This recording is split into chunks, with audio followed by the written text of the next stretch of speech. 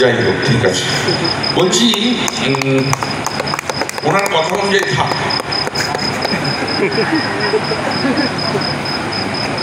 তো ভালো ডায়লগটা বলার পরে যখন একটা হাততালি দিলি না, তুই যা তো। বলছি যে একটা গান গাইবো, গল্প কটা লোক আছে, ইটফিট খাবো না মনে হচ্ছে, আর হাততালি দিচ্ছে না যখন তখন ইউটিউব মারবে। অ্যাকচুয়ালি কুত্তার ডাক বেরোবে তো গলা দিয়ে। তো অ্যাকচুয়ালি আমি জীবনে বড় স্বাদ ছিল, জীবনে যখন প্রথম সিনেমা করতে এসেছিলাম বড় স্বাদ ছিল হিরো হবো, দরজায় দরজায় ঘুরে বেরিয়েছি। তো ডিরেক্টরটা বলেছে আয়নায় মুখ দেখে বেরো, তো হিরো পাইনি। তারপরে চিরঞ্জিত চক্রবর্তী দয়া করে আমাকে কেঁচো করতে উঠে দিলেন, ভিলেন করলাম। সিনেমাটা প্রায় 75 সপ্তাহ সুপারহিট হলো, আমি ভিলেন হয়ে গেলাম, নাম হয়ে গেল। তারপরে ভিলেন ভিলেন ভিলেন ভিলেন অনেকগুলো সিনেমা করলাম, সিনেমা হলো।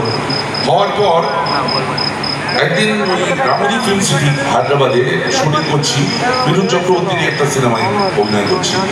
সেই সময় শ্রদ্ধেয় ডিরেক্টর স্বপন সাহা পাশে বসে খাচ্ছিলেন। তো আমি স্বপন সাহাকে বললাম, দাদা আমার অনেক দিনের একটা শখ আছে, বলবো? বলে কি? দাদা বড় শখ আমার, আমি সিনেমায় একটা গান গাই। তুমি গান গাইতে পারো? বলো কিন্তু কোনোদিন। আরে না দাদা, আপনি ভুল বুঝলেন, আমি গান গাইতে পারি না। অ্যাকচুয়ালি ওই যে ধরুন আজ এই দিনটাকে মনের খাতায় লিখে রাখবেন, গানটা গেয়েছেন কিশোর কুমার, কিন্তু আমরা সিনেমায় দেখছি চিরঞ্জিত গাইছে চিরদিনই তুমি যে আমার। আমরা গানটা গেয়েছেন কিশোর কুমার, কিন্তু আমরা দেখছি ওইটা প্রসেনজিৎ চ্যাটার্জি গাইছেন। এরকম আমি একটা গান গাইবো, সিনেমায় কোনো হিরোইন থাকবে, আর ধরুন অভিজিৎ, কুমার শানু কেউ একটা গাইবে। তুমি একদম জল খেয়ে বললেন, বুঝতে পেরেছি তোমার পেট গরম হয়েছে, একটু ডাক্তার খাও। বুঝলাম এখানেও হবে। তো সিনেমায় গান গাওয়ার সুযোগটা আমার হবে না, মানে হিরোইনকে জড়িয়ে ধরে গাইবো, হবে না।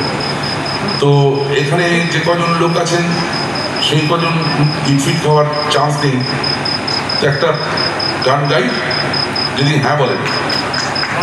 আচ্ছা, গান গাইবো, এটার সম্মতির জন্য একটু 2-4টে হাততালি করলে গাইবো। তো গাইবই যখন সারা প্রেমের গান গাইবো, আর এমন একটা প্রেমের গান গাইবো, সেই গানটাকে হাজার হাজার লাখ লাখ ছেলে মেয়ে প্রেম করেছে যুগ যুগ ধরে। প্রেমের জাতীয় সঙ্গীত বলা হয়। আমিও প্রেম করেছি আজ থেকে প্রায় 33 বছর আগে এই গানটাকে। তো সেই গানটা গাইব, পুরনো প্রেমের গান, কিন্তু আজও নতুন। আজও এই গানটাকে অনেক ছেলেরা প্রেম করে, অনেক মেয়েরা প্রেম করে। এই গানটা গাইবো, আর একা গাইবো না। এটা যখন ঢুকছি তখন দেখলাম ঝুমা বলে একজন সিঙ্গার বসে আছে। আমি এক কাজ করি, ঝুমাকে মঞ্চে ডাকি, ডেকে ওকে একটু পটাই, পটিয়ে ওর সঙ্গে প্রেমের গানটা করি, কি বলো? তো ভাই একটা একটু ঢাঙ্কুর বাজাও কিছু, একটা হাততালি দিন। মঞ্চে আসছেন একজন সঙ্গীত শিল্পী ঝুমা দত্ত, বাজা।